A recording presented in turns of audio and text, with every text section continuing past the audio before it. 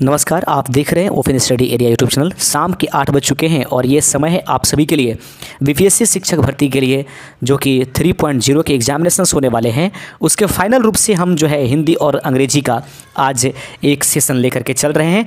Must important session है, एक एक क्वेश्चन को आप ज़रूर देख चाहिए और उम्मीद करेंगे कि आज जो है आप 25+ स्कोर आसानी पूर्वक कर देंगे और आप पूर्ण रूप से तैयार हो चुके होंगे बीपीएससी TRE 3.0 के लिए। तो आइए आजमा लीजिए अपने आप को कि क्या आज आप 25 के पास इर्द गिर्द में आप रहते हैं या नहीं रहते हैं। तो याद रखिए 20+ और 25 तक आपको हर हाल में जाने की कोशिश करना है। अंत में ज़रूर आप अपना स्कोर हमें कमेंट कर दीजिएगा। चैनल पर नए हैं तो चैनल को सब्सक्राइब कीजिएगा। अंत समय में भी आपसे कह रहे हैं कि अंतिम क्षण है, यदि आपने सेट नहीं लगाया होगा हिंदी इंग्लिश का तो हमारे इस यूट्यूब चैनल पर चल रहे जो आपके स्क्रीन पर चल रहा है ये व्हाट्सअप नंबर, आप उस पर जा कर के आप जो है मैसेज कर सकते हैं और उसको परचेज कर सकते हैं। महज 50 रुपये में हिंदी इंग्लिश के अगर सेट आपको लगाने हैं क्वालिफाइंग पेपर के। तो पहला प्रश्न है, which is not a proper noun. निम्नलिखित में से कौन एक प्रॉपर नाउन नहीं है?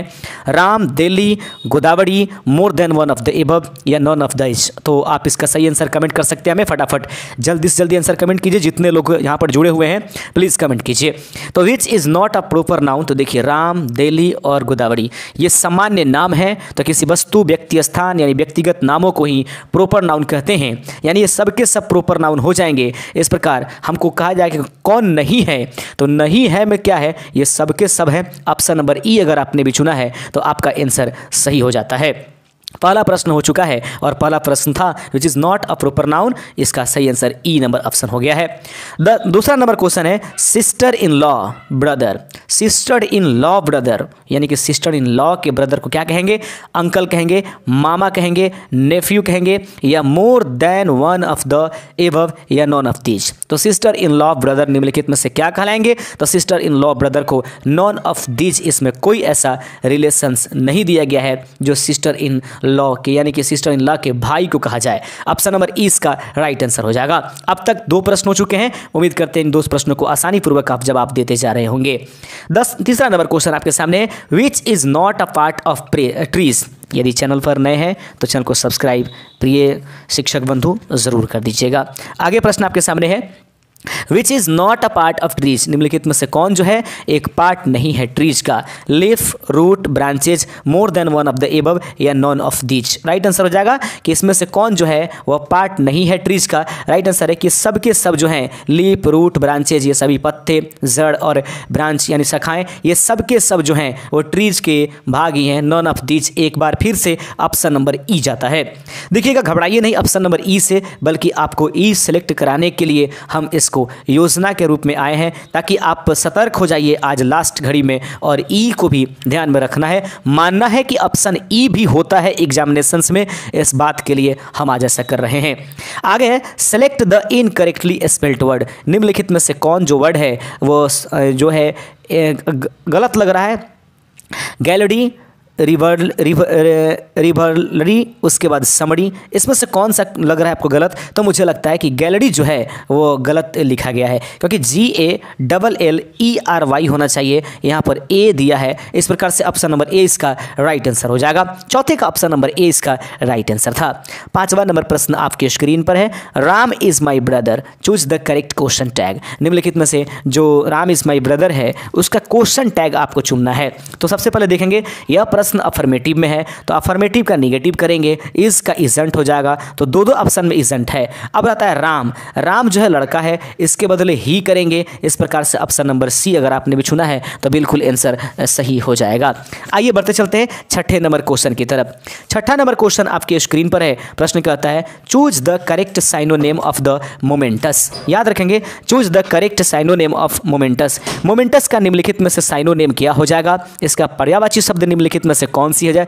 समानार्थक शब्द इनमें से कौन सा है? तो मोमेंटस का समानार्थक शब्द आपको फटाफट कमेंट कर देना है। राइट आंसर हो जाएगा कि इस मोमेंटस का समानार्थक जो शब्द है वो मुझे देखने से इंपॉर्टेंट नजर आता है। याद रखें choose the correct synonym of the momentous. तो मोमेंटस का सही आंसर है इंपॉर्टेंट, यानी ऑप्शन नंबर बी इसका राइट आंसर हो जाएगा।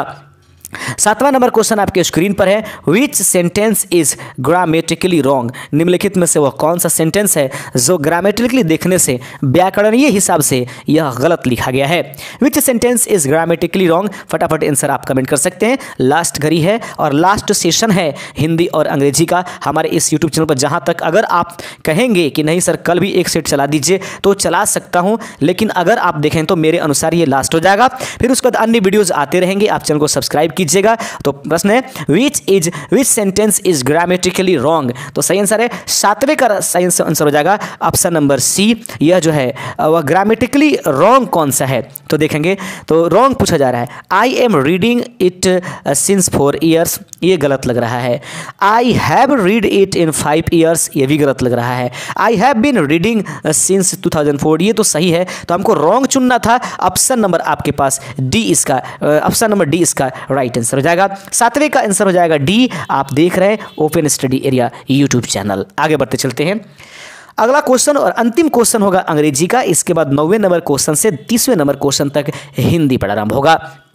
Which verb is in the form of a 4? Which verb is in the form of 4? यानी कि निम्नलिखित में से कौन जो वर्ब है वह चौथे रूप को निर्धारित करता है।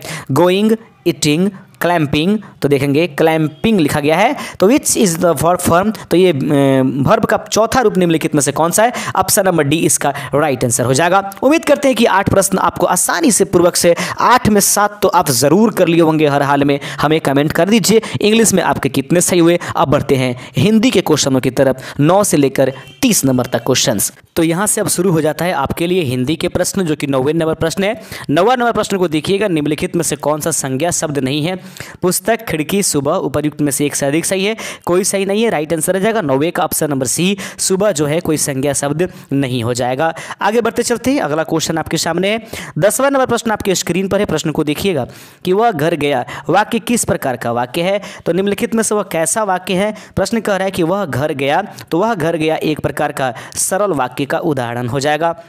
अगला प्रश्न देख लीजिएगा, नील कमल में कौन सा समास उपस्थित है। नील कमल में कौन सा समास निम्नलिखित में से उपस्थित है। सही आंसर है ऑप्शन नंबर सी, तत्पुरुष समास इसमें हो जाएगा। नील कमल में 11 का ऑप्शन नंबर सी इसका राइट आंसर हो जाएगा। आगे बढ़ते चलते हैं। अगला क्वेश्चन आपके सामने है 12 नंबर। राम ने सेव खाया वाक्य में राम शब्द किस कारक में है। राम ने सेव खाया वाक्य में राम शब्द किस कारक में है।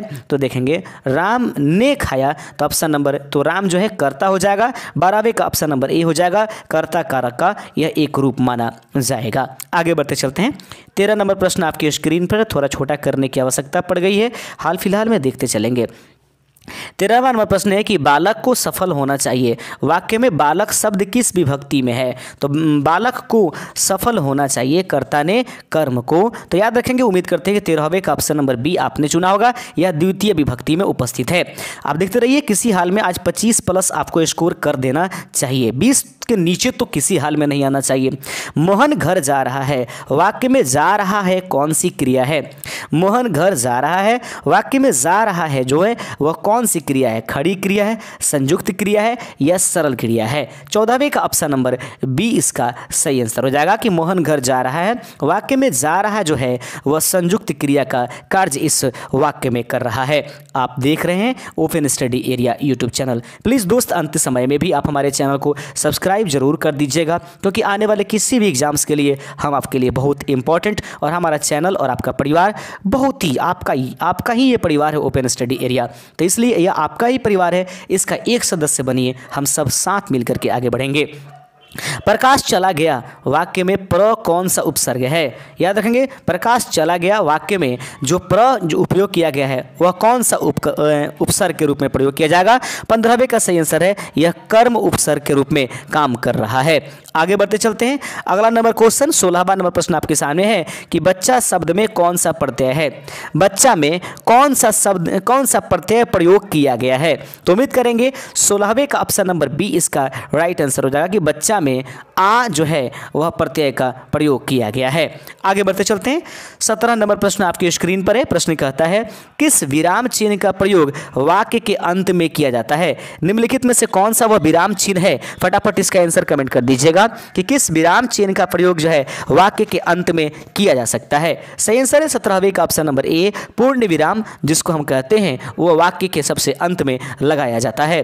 अगला क्वेश्चन आपके सामने 18 नंबर प्रश्न है कि निम्नलिखित में कौन सा शब्द अव्यय है? निम्नलिखित में से कौन सा शब्द जो है आपको अव्यय नजर आ रहा है? पुस्तक जो है यह एक प्रकार का नाउन अर्थात संज्ञा नजर आ रहा है, लेखक भी वही है, यदि जो है वह एक प्रकार का अव्यय प्रयोग हो रहा है। 18 का ऑप्शन नंबर सी अगर आपने भी चुना है तो बिल्कुल आंसर सही हो जाएगा। आइए बढ़ते चलते हैं। 19 नंबर प्रश्न का आंसर कमेंट करिए जल्दी से जल्दी। नाक रगड़ना इस मुहावरे का अर्थ निम्नलिखित में से क्या है? प्रश्न है नाक रगड़ना, तो इस मुहावरे का अर्थ निम्नलिखित में से क्या है? जो कि आपके स्क्रीन पर नाक रगड़ना लिखा गया है। 19 का ऑप्शन नंबर बी अगर आपने भी चुना है तो बिल्कुल सही आंसर हो जाएगा। नाक रगड़ना, लज्जित होना इसका सही आंसर हो जाएगा। 19वें का ऑप्शन नंबर बी अगर आपने भी चुना है तो बिल्कुल आपका आंसर सही हो जाएगा। बने रहिए आप अपने YouTube channel open study area पर और लगातार लाइक सब्सक्राइब करते चलिए। एक एक सदस्य प्लीज बनते चलिए लगातार हमारे इस यूट्यूब चैनल के साथ। अगर आपको ई बुक चाहिए तो हमारे इस दिए गए व्हाट्सएप नंबर पर जो स्क्रॉल हो रहा है उस पर आप जा करके मैसेज करके इसको 50 रुपये में परचेज कर सकते हैं। उनकी जीभ फिसल गई लोकोक्ति का क्या अर्थ है? उनकी जीभ फिसल गई, इस लोकोक्ति का अर्थ निम्नलिखित में से क्या है? 20वें का सही आंसर हो जाएगा ऑप्शन नंबर बी, वे गलत बात कह गए। याद रखेंगे उनकी जीभ फिसल गई, इस लोकोक्ति का अर्थ है वे गलत बात कह गए। अगला प्रश्न देख लीजिएगा। कुछ तो प्रश्न ऐसे होंगे जो आपको हमारे चैनल के मैक्सिमम क्वेश्चंस आप देखेंगे 12 से 14 15 नंबर क्वेश्चंस तो ऐसे ही होंगे जो आप मतलब खटाखट देख करके कर दीजिएगा, जो सब हमारे चैनल से आपको मिल जाएंगे। उसके शब्द मीठे हैं लेकिन उसके कार्य कड़वे हैं, यह वाक्य किसका व्यंग है? उसके शब्द मीठे हैं लेकिन उसके कार्य जो हैं वे कड़वे हैं, यह वाक्य किसका व्यंग कर रहा है? सही आंसर है दोहरे व्यवहार वाले लोगों के बारे में बताने की यह चेष्टा कर रहा है। आगे बढ़ते चलते हैं। अगला क्वेश्चन आपके स्क्रीन पर है। प्रश्न कहता है सत्पुरुष शब्द का संधि विच्छेद क्या होगा? सत्पुरुष यानी कि संधि विच्छेद नहीं, संधि क्या हो जाएगा? सत प्लस पुरुष मिलकर के निम्नलिखित में से क्या बनेगा? संधि विच्छेद दिया गया है, आपको संधि कर देना है। तो सत प्लस पुरुष मिलकर के क्या बनाएंगे? 22वें का राइट आंसर हो जाएगा ये सत्पुरुष का निर्माण करेंगे। 22वें का ऑप्शन नंबर ए अगर आपने भी चुना है तो बिल्कुल आपका आंसर सही हो जाएगा। आइए फ्रेंड्स बढ़ते हैं अपने 23वें नंबर क्वेश्चन की तरफ और उम्मीद करेंगे कि 23 नंबर प्रश्न आप फटाफट आंसर कमेंट कर दीजिएगा। प्रश्न कहता है निम्नलिखित वाक्य में कौन सी अशुद्धि है? मैंने उसको बताया कि वह घर जा सकता है। मैंने उसको बताया कि वह घर जा सकता है, तो किससे संबंधित इसमें अशुद्धि लिखी गई है? हालांकि अशुद्धि भी यहाँ पर थोड़ा सा मिस्टेकिंग टाइप हो गया है, इसके लिए थोड़ा सा हम माफ़ी चाहेंगे आपसे। अशुद्धि को यहाँ पर तालाबे से मानिएगा, ये कंप्यूटर की फॉल्ट है, हो सकता है। देखिए निम्नलिखित वाक्य में कौन सी अशुद्धि है? उनसे मैंने उसको बताया कि वह घर जा सकता है। तो याद रखेंगे 23वें का ऑप्शन नंबर बी, कारक से संबंधित जो है अशुद्धि इस वाक्य में मैंने उसको बताया कि नहीं, ठीक है, ये मैंने उसको बताया कि मैंने उसको कहा कि या बोला कि। आगे क्वेश्चन देखेंगे। 24 नंबर है नवीन ग्रंथ में कौन सा समास है? नवीन ग्रंथ में निम्नलिखित में से कौन सा समास का प्रयोग किया गया है? 24वें का राइट आंसर है कि नवीन ग्रंथ में कर्मधारय समास का प्रयोग किया गया है। आइए बढ़ते चलते हैं अपने 25वें नंबर प्रश्न की तरफ। 25वां नंबर प्रश्न है यह फल मेरे लिए है, वाक्य में मेरे शब्द किस विभक्ति में है? यह फल मेरे लिए है, इस वाक्य में मेरे शब्द किस? कर्ता ने कर्म को करण से, तो याद रखेंगे कर्ता ने कर्म को करण से संप्रदान को के लिए, अपदान से जुदाई, तो याद रखेंगे को के लिए यहाँ पर प्रयोग मेरे लिए है। तो उम्मीद करेंगे 25वें का ऑप्शन नंबर सी आपने भी चुना होगा, यह षष्ठी विभक्ति के रूप में प्रयोग किया गया है। अगला प्रश्न है वह खा चुका है, वाक्य में क्रिया का भेद निम्नलिखित में से क्या है? प्रश्न है कि वह खा चुका है, वाक्य में क्रिया का भेद निम्नलिखित में से क्या है? 26 का सही आंसर हो जाएगा ऑप्शन नंबर बी, यह पूर्ण क्रिया का काम कर रहा है। वह खा चुका है, वाक्य में क्रिया का भेद कौन सा है? सही आंसर है 26 का ऑप्शन नंबर बी, यह पूर्ण क्रिया के बारे में बता रहा है। आप देख रहे हैं open study area YouTube channel. आइए बढ़ते चलते हैं दोस्तों 27वां। आप हमें कमेंट करके बता दीजिएगा कि क्या कल आपको क्लासेस की ज़रूरत है या नहीं है। अगर ज़रूरत होगी तो कल भी हम आ जाएंगे, अगर नहीं ज़रूरत है तो आप लोग आज ही कमेंट कर दीजिएगा। कलाकार शब्द में कौन सा प्रत्यय है? कलाकार शब्द में निम्नलिखित में से कौन सा प्रत्यय जुड़ा हुआ है? तो कला में क्या जोड़ा गया है? तो कलाकार। तो याद रखेंगे 27 का ऑप्शन नंबर बी हो जाएगा, कला में कार जोड़ दिया जाएगा तो कलाकार शब्द हो जाएगा। ऑप्शन नंबर बी इसका राइट आंसर हो जाएगा।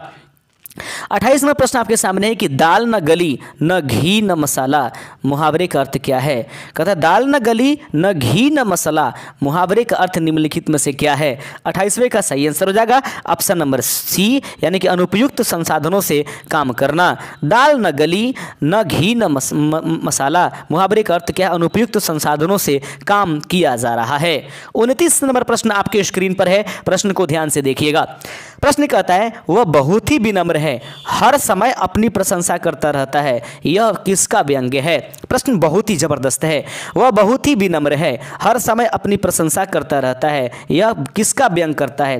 विनम्र लोगों का, अहंकारी लोगों का, प्रशंसा करने वालों के। बहुत ही विनम्र है, हर समय अपनी प्रशंसा करते रहता है। याद रखेंगे सही आंसर होगा 29 का ऑप्शन नंबर बी, अहंकारी लोगों के बारे में। वह बहुत ही विनम्र है लेकिन हर समय अपनी ही प्रशंसा करता है, ये अहंकारी लोगों का काम है। 29 का ऑप्शन नंबर बी। अंतिम क्वेश्चन आपके स्क्रीन पर है, 30वां नंबर प्रश्न को ध्यान से देखिएगा। उपसर्ग का प्रयोग होता है, याद रखेंगे उपसर्ग का प्रयोग कहां होता है? शब्द के अंत में होता है, शब्द के मध्य में होता है या शब्द के आदि में होता है? निम्नलिखित में से आपको आंसर कमेंट कर लेना है कि उपसर्ग का प्रयोग जो होता है वह कहां होता है। तो उपसर्ग का प्रयोग दोस्तों ऑप्शन नंबर सी इसका राइट आंसर हो जाएगा। उपसर्ग का प्रयोग हमेशा शब्द के आदि में होता है, अर्थात पहले किया जाता है। आदि का मतलब यहां पर क्या होगा? पहले। तो उपसर्ग का प्रयोग कहां होगा? आदि में। तो आप 30 प्रश्नों में कितने आंसर किए हैं जरूर आज ईमानदारी पूर्वक अपना अपना स्कोर जरूर लिखिएगा, 100% लिखिए, जिससे हम भी समझ जाएंगे कि रियल में हमारे पढ़ाई लिखाई जो है वो अल्लाहकारी आपके लिए होगा। मोटिवेट कीजिएगा अपने इस चैनल को, एक सदस्य बन जाइएगा इस चैनल पर। शुक्रिया, जय हिंद।